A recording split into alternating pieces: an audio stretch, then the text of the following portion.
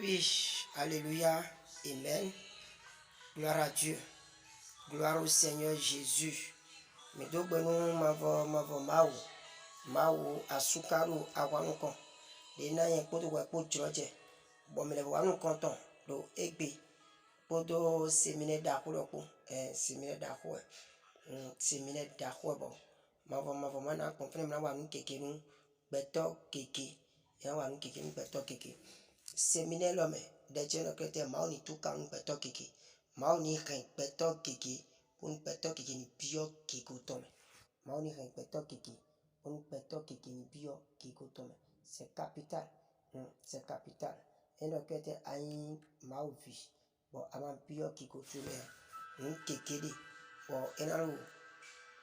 Beto mo an tonde no yin bo. Un keke na lo fine mo. Les ancêtres n'ont pas toi. Mais bon, nos cœurs étaient accabés qui coutume. Et à tourner en tité bon. Amen. Alléluia. Séminer l'homme. Mauna zemende daka. Bon, nous éco bade. Sin ko mo pandi. Sin so mo pandi. Si en zan mo pandi. En mon piqui complet. Séminer l'homme. Les hommes haïssés. Et nous le tchèque, mais tu nous haïssés. Nous, on a été, maman, on a été, et on zénon, oui. Nous a dit à l'autre, nous a dit à l'autre, mais le Jésus-Christ, il est comme bon.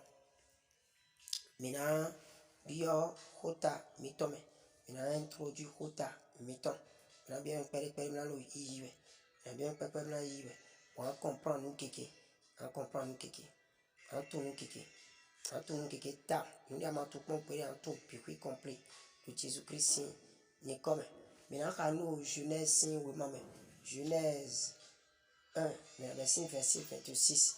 Puis Dieu dit, faisons l'homme à notre image, selon notre ressemblance. Et le bon maoudo, il bloque bétoniti à patire, mais des sous-tons, donc, bétoni dimi, béton dimi. Et verset 27, que Dieu créa l'homme à son image, et il le créa à l'image de Dieu. Alléluia. Il le créa à l'image de Dieu. Ma bloque béton. Beto et des sous-noms donc. Le bloc beto et des sous-noms. Donc, beto di mao. Beto di mao. Beto di mao. Beto di mao. Beto di mao. Beto di mao. Et le mao bloc beto. Beto ti a patire. Mao toron. Et le que beto in pigbo. Beto in pigbo. Donc, beto pigbo. Beto le mao pigbo. Mao si in pigbo. Bloc beto. Beto était. Beto con pigbo mania. Mao si pipo bon mao blue beto bon beto akpatire mao tome bon era comment a été era comment dit mao la jamais ton mao de blue beto ton beto big boy et blue beto big boy mao mavo et blue beto big boy blue nous sommes misé et vraiment et Jean 4 et verset 24 et Dieu est esprit. Et il faut que ceux qui l'adorent en esprit et en vérité. Et donc, ma wo pipo, bon, mais des bonnes c'est mao, mais des bonnes c'est mao, on fait le mauton, on pico mauton, à taper le mauton, mais on a c'est mao le pipo, mais on a une pipo, on a c'est mao le pipo, big bo, voilà, on peut qu'à pipo. Parce qu'on chante 3, verset 6, le plus était, et ceux qui est né de la chair est chair, ceux qui est né d'esprit, de l'esprit est esprit. Mais les dit pour passer quoi passer, mais kati pour pigbo. Ton monde m'a bleu péton, mon péton il pigbo au tio. Donc le que m'a bleu péton, et donc le péton pigbo et péton. Bon il te va jo, mon péton soit il pigbo. Il est jo frère péton pigbo. Il est jo péton avec péton vetoli nous mau. Péton vetoli nous mau. Donc comme c'est Genèse 2 verset 17 mais le que péton vetoli mau. Le que mi me doit ti seno. Le me doit ti a ti seno. Nous tout nous pour y avoir ma alléluia. Nous pas taquer le frère bon tout. Nous va le frère bon tout. Voilà tu me na fini. Mais pour Genèse 2 verset 7. Ma bloc péton a passa. Ma bloc péton a passa. Bon péton a passa ni. Péton a passa ni. Et même ma osé piquant. Amen. Même ma osé piquant. Ma bloc péton a passa. Ma bloc péton a passa. Pour monter musique piquant.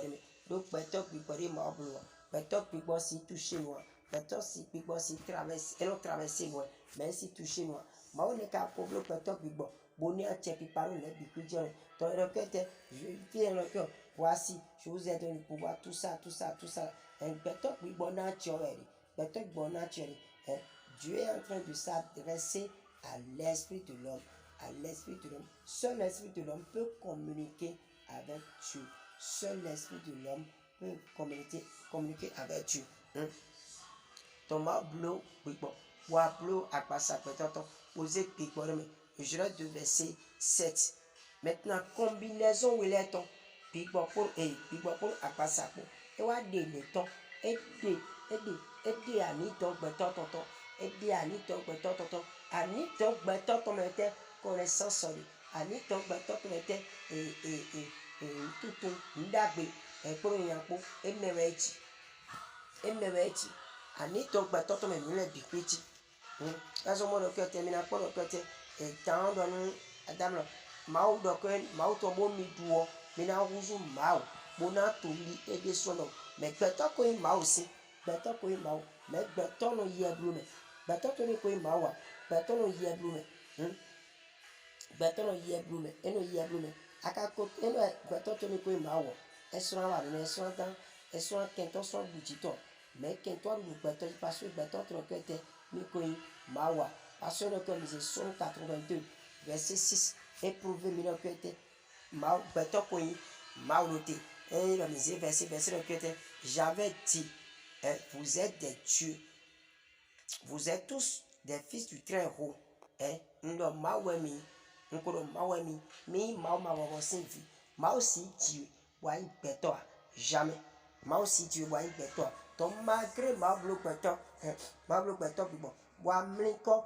wa ze Pigbo de me beto le lo Pigbo yin tebe beto Pigbo yin tebe sa Pigbo lo beto me pon we mais Pigbo wa lo pe Pigbo le no communiquer ko do ma po Pigbo le lo pe tebe Pigbo ko kuro fina mais ko enu ma ro mi me ra ti sanwo ìfẹ́ le boduo iku Pigbo jai Pigbo ku Pigbo ku et alors cependant vous mourrez comme des hommes vous tomberez comme un prince quelconque à mon tion mino chai mino kudi beto le donc beto yaya donc mino kudi beto yaya donc c'est pas bon c'est pas bon mais pas c'est pas bon donc et donc mi ta développer rota mi ton de mi na traiter ani don mi ton bon on mati me le asi comprendre donc fi kékeré bon yo cha le bi ro po yo de ton je fofo wa Pigbo lo fo ani ton lo fo nu fo klebe agbasa le sofo mi rande nu ti me we Pigbo nu tu na bi ani ton me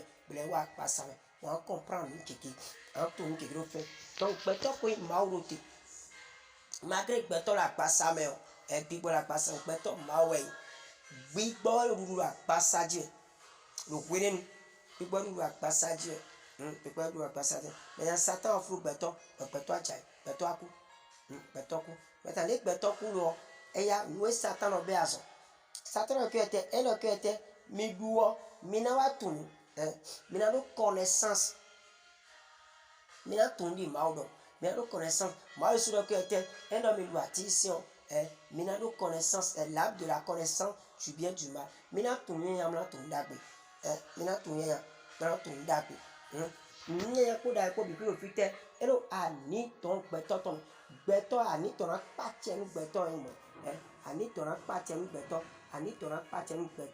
alléluia ani ton pa tienu beto ni do ma wo beto setan bo beto eku ani ton beto ton kwa ete ani ton beto ton prend dessus ani ton beto ton prend dessus et prend dessus et du beto ani ton beto ton beto donc en tout nous estimons le vrai que c'est ça le chrétien Pigbo lo fo nous anito Pigbo poto ma po no communiquer nous ma wo Pigbo poto ma po no communiquer nous ma wo Pigbo ma yan passa ma wo Pigbo amen alléluia est-ce que les qui comprennent bien ma wo Pigbo maintenant mais quelqu'un no ici les mecs qui ici nous de levo était nous de ko kun pa e ho le bi pri wo lu gbe to me ne gbon ri pon mo Wenu beto ise o. Ani ton ise ya. Kabi big bomb me ton ise. Wenu beto ise wenu e don na gwenu. Wenu e do ma ko nu. Big bomb to we ise. Enyo ani ton to ise ya. E o. Ani ton to e changer ti me. Ani ton to changer le debout me. Big bomb to we ise. Big bomb to ise. Ani ton to changer le ti me. E po le bi o. Ani ton to pour en état. Et pour le dire, ne coco pas une tortue puis de vous changer de mer. Parce que nous Jean 1, verset 12. Mais à tous ceux qui l'ont reçu, à ceux qui croient en son nom, elle a donné le pouvoir de devenir enfant de Dieu. Alléluia. Si tu es enfant de Dieu, maintenant si tu veux être son enfant, et il y a déjà eu ma aussi viol. Big boy. Ayin big balote à comprendre dire et un tu as ma aussi puis abonné big balote donc mais à tous ceux qui l'ont reçu mais il est khole khorori mais il Chris donc ben to mele mais il khole donc ben to mele mais kholo vivina wonu je khodo nweji wonu aise be je khodo no je kholo de wa lo pe to me kholo vivino e kholo kan to no alors awa jije mo ala jije mo donc ko elo big bo to kuku fon elo big bo to kuku fon elo big bo to kuku fon ko lo fi fon so inte wa mo pe bere akopet dayo vide akopet dayo vi on le wa mais il y a quelque chose là ani ton ko wa ete ani ton elo teto me ani to ya ko tunu ya bo kutundagbe dai bi be me ro mo da bibe me ani ton ton ndawe po ni apo e o eyan ton ndawe po yan apo mais malgré bi gboto eyi ko wo mo po wa gbe o me ani ton to ku yan o ko ton na yan apo ndawe po si o ton le bi ton ele wa profile c'est encore là mais ado contact ka ma parce que me no me kekiri be la ku me mi pon ku wa lo ton le vraiment wa lo ton wa lo kete bo wala no pache no melo le isi ti to na lo je block pour moi da lo je block pour moi info ton ani tonton pour l'aider ani tonton pour ici big button ici big button do kanticha poto maopo big button do kanticha poto maopo mi no mi na pon no bu tuzo mi na ko Moïse fino Moïse de to seno que était ma blé yo Moïse prend qui la passion pour les dassi les ba merci tout ça ani tonton mais les bikuli et quand ku boton mais pourtant moi no ko Moïse possible moi no communiquer ko do Moïse possible ma changer ko gbere donc when ani tonton do kan ti cha ko do ma big boton do kan cha ko do ma vopo alo kan cha me ka ma tegbe quel que soit état âme de ton alo kan cha me ka ma tegbe kan cha to gbere ko gbere ya big boton do kan cha ka ma kan cha to gbere ko gbere ya mais ouvert au boton a hall finesse a hall jijo fre o gbetese ya lo fre o gbetese o ko lo fre a zon lo fre mais keke ise kanji ye tu ma ko kanji yo ko de kanji mais malgré ça a zon lo fre ke a zon lo fre a ko gba to fre e lo sise me kanji mais mo ko no wa ndebu ni a mo ko no wa ndebu ni a ko gba to le ro pe to fitere bi kwiti ani ton pe to to bo mi na develop bi lo ko ta ton maintenant développer bi o ko ta ton donc atoni ma ko mele bu elle que était misé 1 Corinthiens 9 verset 27 non Paul doit faire que je traite durement mon corps Paul que était mi no zan mi no nyinyo mi no kiche mi no ziani to mi ton doto mi no zero to bi complet mi no soumettre ton nous bigbo ton jeu c'est l'esprit très durement mon corps donc big boy non traité ça dit et bien tout possible voilà mon terrain vraiment temla dudo ani tonton dit vraiment temla dudo ani tonton dit et bien tout possible ouais le ganto le Paul il c'est quand dit possible Paul cohésion possible Paul ko be ma ozo si at me ko Paul bro dit da ko mais pourtant il est pour Paul ouais il est Paul si bébé il est dit Paul si bébé nte ka jo Paul si bébé alléluia le to mi gagne nous da ko le jo Paul si bébé Paul est comme délivrance Paul est comme bon délivrance Paul est comme bon délivrance mais Parce que, elle a misé Romain, mais Paul va être, Paul pour délivrance, mais le film, oui, et pour délivrance, mais le film, Romain 7 par là, et pour délivrance, mais le film.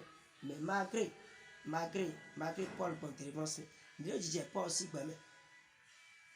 il n'a pas dit, il a dit, Paul a compris, je très durement mon corps, et Paul a son temps aussi, mais il a dit Paul aussi, Paul est mon balamba messia, Paul est mon Dieu, moi, Paul est mon balanya, quoi. On y a fond gros Paul si ben. On y a fond gros Paul si ben. Nous dit alors pas nous a tité Paul si ben. Paul Jezali Kani t'entendis. Paul Jezali Kani t'entendis. Malgré Paul bon délivrance mais. Malgré Paul bon délivrance mais. Le Romain 7 mais. Paul bon délivrance mais. Nous devons pour Paul, nous devons pour tité Paul si ben. Bon Paul me dit le problème de le ben mais. Ben ani te mettons. Ani dom to de que mi ti ani dom to traité dit mi dit traité ton dit mi non zindoto et je le tiens assujetti mi non zindoto mi non zindoto et ya me non zindoto et ya me pigo et non zindoto bon monter mon du kan lo tito bon monter mon du kan lo donc entre que te mele non capital pigo peto ton wa ici ani ton peto ton ici et Jacques 1 verset 21 prouver meilleur que dans oui. Je dois dire nous pour et donc et dans misé Jacques 1 verset 21. Donc recevez avec douceur la parole qui a été plantée en vous et qui peut sauver vos âmes, qui peut être. Donc mi pour faire nous pour fifa pour et mi pour avoir dire pour hodé tout même to hodo edi beto big bomb to hodo edi le hodo beto apasa me le hodo beto anito me mais beto big bomb to hodo et qui peut vla no fo et na ko anito mi tonga boya we na ko anito mi tonga bon hodo ko anito kan e hodo ko anito kan hodo changer anito le premier temps maintenant bon tout depuis compris on tout nous kéké parce que nous pouvons pas attaquer. Nous pouvons pas attaquer. Bon, ma suivre instruction, suivre nous pouvons pas cabo mais il faut, suivre Seigneur cabo il faut. Mais là aussi c'est pas aussi. Là aussi c'est pas là pour me pas. Mais il dit dialogue béton mais il a pour me pas mais ça ne va pas. Pasteur et ben ma aux quand dit. Le yiwe wa kunu kolo ba mele wa pop mais nte wa joka pasteur asiton le comme e va être e va dire asiton bledi e dire tricherie bledi o je ne le basi le to comme c'est parce que quelque chose ne va pas dit le bâton parce que dans le mot kandi mais les cas ya tadio et dans le miracle da hole dans le miracle da hole parce que big bottom cha kan ha mau big bottom kan cha big bottom yi ho bo mo ko le gan big boy to ko gan big bottom ko gan big bottom ko gan maintenant big bottom ko gan est-ce que ko disaka ni tonton est-ce que ani tonton comme satisfaction la réponse est non ani tonton comme ko nous ko ya ani tonton ko ouvert ni les ko didi ani tonton tant que maltraité ani tonton ouvert au fin tant que maltraité ani tonton et si de nous ko ya tant que maltraité ani tonton et na ko de grandi et na blo nous dans les bureaux grandi et à mon hona pour ouvert au bâton à zona au fin à hona au fin ouais de hona au fin tamadona au fin fufona au fin à gana au fin à joana au fin nous alors pas bureau na jijon fin à neton nouveau bigbo nouveau à neton nouveau bigbo nouveau et le courant me kandi et le tiran han jito dakwe mais le tiran kandi wai ko la kakwe wai ko ka eto ko ben suko yes me jeti le yo no pacha me ki no jo akun ki me pacha me ki yes me jeti le yo amlo kete medo me de gbesa di akun gbesa to gbesa nyanya lo pade lo kota ye tere ye men ko to mo yes me ye tere je yes me jero je mi ko to ye tere je amo pourquoi est connecté bigboton nous mau bigboton nous kanchaka mau bigboton nous kanchaka ay ko bigboton go say ko me buro kanchaka mau yes me jetina ba mo jan yes me jetio ena ba mo jan ena ba mo jan yes me connecté ye ni jan ye de bon e si ni wa me ko mo do me ko ganji mo do me ko adigba ron do on doit dire tao en bon yo yes me yo e ye me nous quand on yes me e ye me nous quand on parle en langue ne quoi pour moi c'est parce que son esprit est connecté à Dieu hein vite on puis vite on correct et le correct pour ton mal ton vite on puis le correct pour ton mal vite on et do fait de pour ma quoi et le fait pour ma quoi do ma wo puis bon mene bona se ma wo puis mena se ma wo bona mo fait nous alléluia et le coup trop d'agbe et le coup trop d'agbe e sali amona coup trop et na ko xawe na mais le manifester nous est déjà ne ma wo mais est-ce que qu'on manifester non parce que ani tonton pour le dire tu n'as manifesté ani ton ouais ani ton e bono manu to no polo mi ton bi o zero polo mi ton bi kwido aga le Jésus Christ nous comme pour nous prendre là ma ni wala kon keke mi ton ni wala kon keke mi ton nous prendre pataki ene bono ko me di pour le béni oui le béni tekon wa abonner le chaîne mi ton wa abonner le chaîne mi ton en se cloche na abonner le cloche et chaîne mi ton mi c'est vidéo de pour on début alors on suivre tekon vous voulez aimer et chaîne vous aimer chaîne zin j'aime vous aimer chaîne vous abonner nous chaîne mi ton tekon le depuis complet et en do kan tia mi tepe nous début vidéo début na blo ayi menu content na mo yi bona man to no man is le polo mi ton le bipido aka le Jésus Christ comme